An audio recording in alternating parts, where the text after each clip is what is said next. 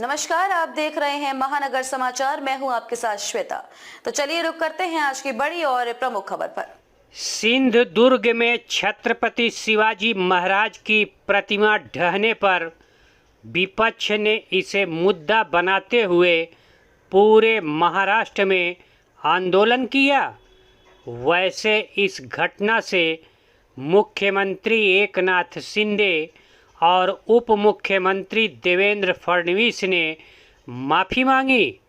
इसके बाद प्रधानमंत्री नरेंद्र मोदी ने एक सभा को संबोधित करते हुए सार्वजनिक रूप से छत्रपति शिवाजी महाराज के प्रतिमा गिरने पर माफ़ी मांगी। हमारे लिए छत्रपति शिवाजी महाराज आराध्य देव है। मेरे आराध्य देव छत्रपति शिवाजी महाराज, मैं उनके चरणों में सर झुका करके क्षमा मांगने का कर रहा हूं। आराध्य देव की पूजा करने वालों को भी उनकी भी सर झुका करके क्षमा मांगता हूं। मेरे संस्कार अलग है। आज इस कार्यक्रम की चर्चा करने से पहले मैं अपने हृदय के भावों को व्यक्त करना चाहता हूं। जब 2013 में भारतीय जनता पार्टी ने मुझे प्रधानमंत्री पद के उम्मीदवार के रूप में निश्चित किया, तो मैंने सबसे पहला काम किया था रायगढ़ के किले पर जाकर के छत्रपति शिवाजी महाराज की समाधि के सामने बैठ करके प्रार्थना की थी। एक भक्त अपने आराध्य देव को जिस प्रकार से प्रार्थना करता है, उसे भक्ति भाव से आशीर्वाद लेकर के मैंने राष्ट्र सेवा की एक नई यात्रा का आरंभ किया था। पिछले दिनों सिंधुदुर्ग में जो हुआ, मेरे लिए, मेरे सभी साथियों के लिए छत्रपति शिवाजी महाराज ये सिर्फ नाम नहीं है। हमारे लिए छत्रपति शिवाजी महाराज ये सिर्फ राजा महाराजा राजपुरुष मात्र नहीं है। हमारे लिए छत्रपति शिवाजी महाराज आराध्य देव है।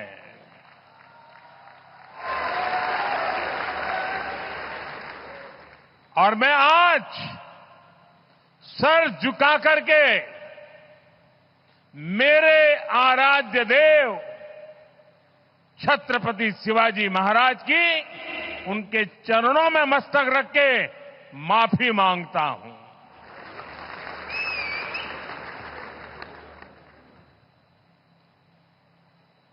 हमारे संस्कार अलग है।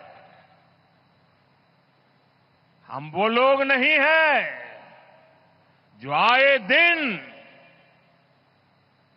भारत मां के महान सपूत, इसी धरती के लाल वीर सावरकर को अनाप शनाप गालियां देते रहते हैं, अपमानित करते रहते हैं,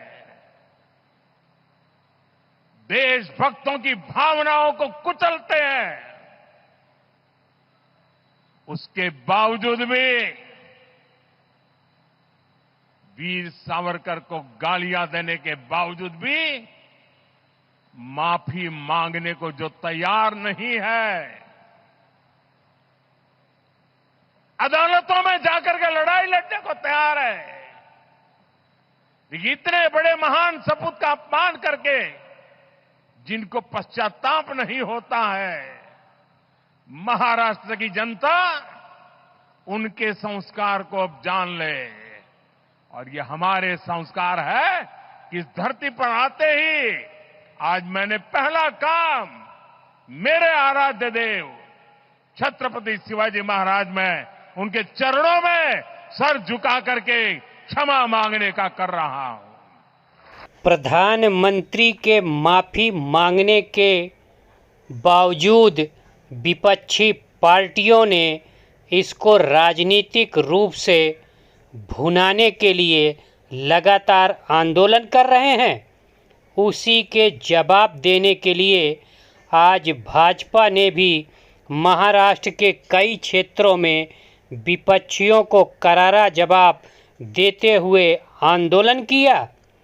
मीरा भाईंदर में भी भारतीय जनता पार्टी ने काशी मीरा स्थित शिवाजी महाराज के प्रतिमा के पास आंदोलन किया।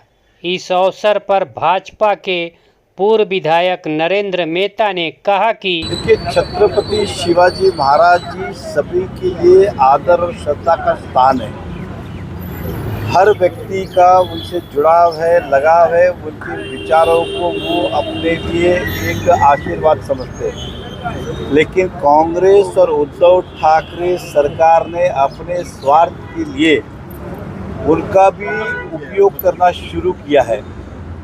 कुछ गलतियों को वो ऐसा दिखा रहे जैसे कि बहुत बड़ा पाप हुआ है, लेकिन अगर उनका इतिहास उठा के देखें तो कई सारे बड़े बड़े पाप उन्होंने किया। कई बार छत्रपति शिवाजी महाराज का अपमान किया है। लेकिन इस तरह से महाराष्ट्र में आंदोलन करके क्या बताना चाहते वो कि वो कितने शिव भक्त और हम सब कितने ये है।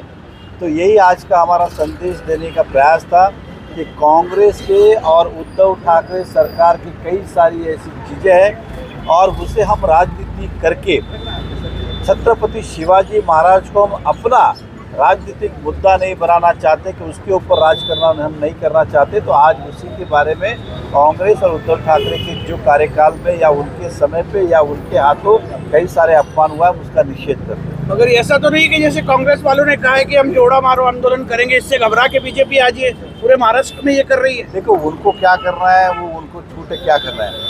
हम जनता के सामने आए हैं अपनी बात रखने के लिए कि छत्रपति शिवाजी महाराज जी सभी का आदर और श्रद्धा का स्थान है।